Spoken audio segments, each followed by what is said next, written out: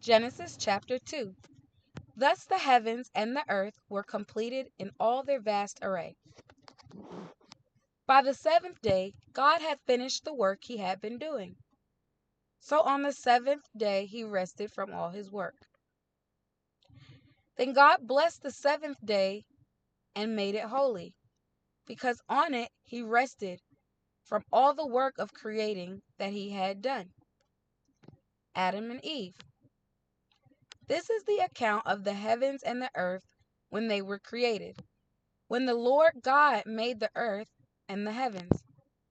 Now no shrub had yet appeared on the earth, and no plant had yet sprung up.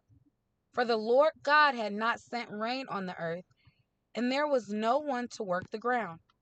But streams came up from the earth and watered the whole surface of the ground. Then the Lord God formed a man from the dust of the ground and breathed into his nostrils the breath of life, and the man became a living being. Now the Lord God had planted a garden in the east, in Eden, and there he put the man he had formed. The Lord God made all kinds of trees grow out of the ground, trees that were pleasing to the eye and good for food. In the middle of the garden were the tree of life and the tree of knowledge of good and evil.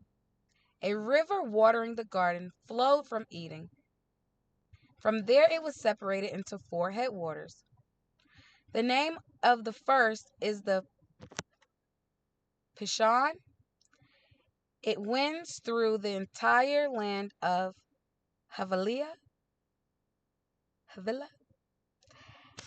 where there is gold. The gold of that land is good, aromatic resin, and oxen are also there. The name of the second river is the Gihon. It winds through the entire land of Cush. The name of the third river is the Tigris. It runs along the east side of Asher. And the fourth river is the Euphrates. The Lord God took the man and put him in the Garden of Eden to work it and took care of it. And the Lord God commanded the man, "You are free to eat from any tree in the garden, but you must not eat from the tree of knowledge of good and evil. For when you eat from it, you will certainly die." The Lord God said, "It is not good for the man to be alone. I will make a helper suitable for him." Now the Lord God had formed out of the ground all the wild animals and all the birds in the sky. He brought them to the man to see what he would name them. And whatever the man called each living creature, that was its name. So the man gave names to all the livestock, the birds in the sky, and all the wild animals. But for Adam, no suitable helper was found. So the Lord God caused the man to fall into a deep sleep. And while he was sleeping, he took one of the man's ribs and then closed up the place with flesh. Then the Lord God made a woman from the rib he had taken out of the man, and he brought her to the man. The man said, "This is now bone of my bones and flesh of my flesh.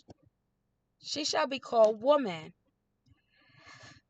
for she was taken out of the man.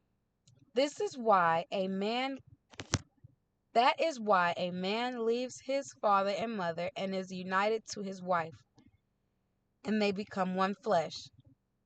Adam and his wife were both naked, and they felt no shame.